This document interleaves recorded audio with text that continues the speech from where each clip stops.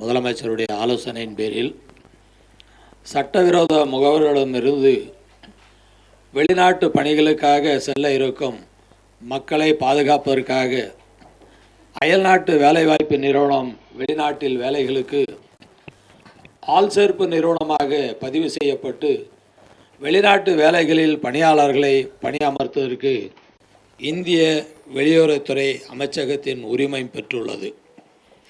இந்நிறுவனம் கடந்த காலத்தில் முத்தமிழறிஞர் கலைஞர் அவர்கள் முதலமைச்சராக இருந்த காலகட்டத்தில் 1978ஆம் ஆண்டு முதல் இதுநாள் வரை இங்கிலாந்து, சவுதிய அரேபிய, குவைத் மைக்கும் அரபு அமீரகம், ஓமன் மற்றும் பஹ்ரைன் ஆகிய நாடுகளில் கோரிக்கைக்கு இணங்க அரசு விதிகளுக்கு உட்பட்டு 11,037 நபர்களை மருத்துவர்கள், செவிலியர்கள், பொறியாளர்கள் மற்றும் மருத்துவம் அல்லாத இதர பணியாளர்களுக்கு அந்த பணியை தேர்வு செய்து அனுப்பப்பட்டுள்ளது.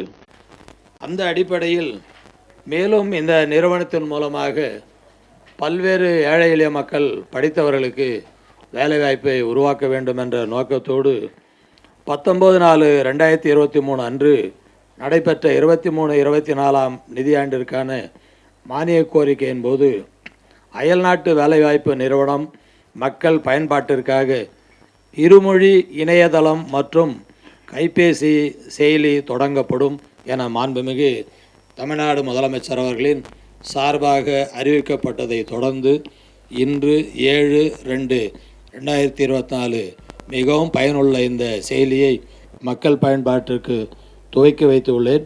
இது சம்பந்தமாக இங்கு வந்துள்ள 2 செவிலியர்கள் இதனை பயன்படுத்தி தங்களின் விவரங்களை பதிவு செய்திருக்கிறார்கள். அவர்கள் உங்களுக்கு அந்த நல்ல செய்தியை வழங்குவார்கள் என்பதை தெரிவித்துக் கொள்கிறேன். நன்றி, வணக்கம்.